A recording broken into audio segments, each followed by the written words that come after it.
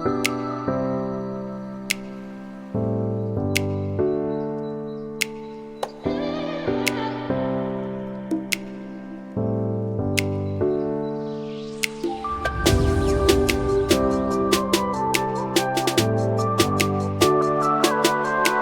அலைக்கும். Hi friends, welcome to Safina சஃபிவ்லா. இன்றைக்கி என்ன ரெசிபி பார்க்க போகிறோம்னா, 1 கிலோ மட்டன் பிரியாணி தான் செய்ய போகிறேன். பிரியாணி குலையாமல் ஒன்றோட ஒன்று ஒட்டாமல் சூப்பராக டேஸ்ட்டாக குக்கரில் எப்படி செய்யணும்னு பார்க்கலாம். பெரிய குக்கர் எடுத்து அடுப்பில் வச்சு அடுப்பை ஆன் பண்ணிவிட்டு 500 கிராம் வெங்காயம் கட் பண்ணி வச்சுருக்கேன், அதை போட்டுக்கலாம். வெங்காயத்தை இந்த மாதிரி நீள நீளமாக கட் பண்ணிக்கணும். 250 கிராம் ஆயில் ஊற்றிக்கலாம். ஆயில் நல்லா சூடு வந்த பிறகு வெங்காயத்தை நல்லா வதக்கணும். வெங்காயம் நல்லா கலர் சேஞ்ச் ஆகிற வரைக்கும் வெங்காயத்தை நல்லா வதக்கிட்டே இருக்கணும். அடுத்து பட்டை 2, ஏலக்காய் 4, கிராம்பு 4 போட்டுக்கலாம். அதையும் போட்டு நல்லா வதக்கணும். வெங்காயம் நல்லா வதங்கின பிறகு அடுத்து இஞ்சி பூண்டு பேஸ்ட் போட்டுக்கலாம். 150 கிராம் இஞ்சி பூண்டு பேஸ்ட் எடுத்து வச்சுருக்கேன், அதையும் போட்டு வெங்காயத்தோடு நல்லா வதக்கணும். இஞ்சி பூண்டு பேஸ்ட் நல்லா வதங்கின பிறகு அடுத்து மசாலாலாம் சேர்த்துக்கலாம். மிளகாய்த்தூள் 2 ஸ்பூன், மசாலாத்தூள் 2 ஸ்பூன், மஞ்சத்தூள் 1/2 டீஸ்பூன் போட்டு நல்லா வதக்கணும். இந்த மசாலா வாசம் போகிற வரைக்கும் நல்லா வதக்கிக்கிட்டே இருக்கணும்.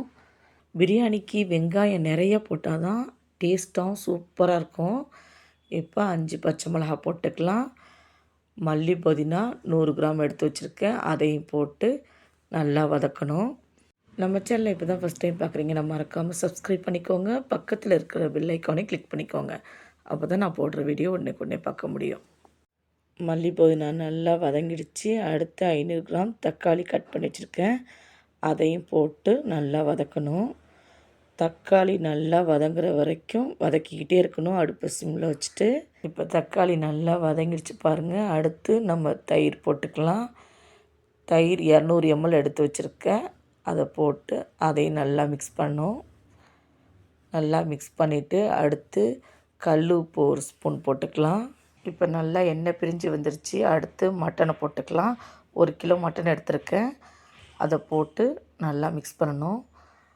வெங்காயம் தக்காளியோடு சேர்த்து நல்லா மட்டனையும் நல்லா மிக்ஸ் பண்ணிவிட்டு அடுத்து 1/2 லிட்ரு தண்ணி ஊற்றி நல்லா மிக்ஸ் பண்ணி விடணும். நல்லா மிக்ஸ் பண்ணிவிட்டு மூடி போட்டு வேக வச்சிடலாம். ஒரு 5 விசில் வந்த பிறகு நம்ம அடுப்பை ஆஃப் பண்ணிடலாம். பச்சரிசி 1 கிலோ எடுத்திருக்கேன், அதை சுத்தமாக கழுவிட்டு எடுத்து வச்சுருக்கேன்.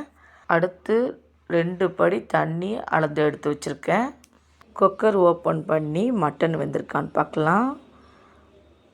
நல்லா திக்காகிடுச்சு. லைட்டாக மிக்ஸ் பண்ணி வெந்திருக்கான்னு சொல்லிட்டு மட்டன் நல்லா வெந்திருக்கு. இப்போ அடுத்து நம்ம அளந்து வச்ச தண்ணியை ஊற்றிக்கலாம். அடுப்பை ஆன் பண்ணிவிட்டு கல் உப்பு 1 ஸ்பூன் போடுறேன். அடுத்து அரிசியை போட்டுக்கலாம். அரிசியை கொஞ்சம் கொஞ்சமாக போட்டு அப்படியே மிக்ஸ் பண்ணி விடணும். லைட்டாக மிக்ஸ் பண்ணி விடணும், கறி உடையாத அளவுக்கு. நல்லா மிக்ஸ் பண்ணிவிட்டு குக்கர் மூடியை போட்டு வேக வச்சிடலாம். ஒரு 2 விசில் வந்த பிறகு அடுப்பை ஆஃப் பண்ணிடலாம். 10 நிமிஷம் கழித்து மூடியை ஓப்பன் பண்ணி பார்த்தா சூப்பரான மட்டன் பிரியாணி செம்மையாக ரெடி ஆகிடுச்சு. அப்படியே பிளேட்டில் எடுத்து வச்சுக்கலாம். அவ்வளோதான், ரொம்ப ஈஸியாக மட்டன் பிரியாணி செஞ்சிடலாம் குக்கரில். கண்டிப்பாக இதே மெத்தடில் ட்ரை பண்ணி பாருங்கள். ட்ரை பண்ணி பார்த்துட்டு எப்படி இருக்குன்னு கமெண்ட் பண்ணுங்கள்.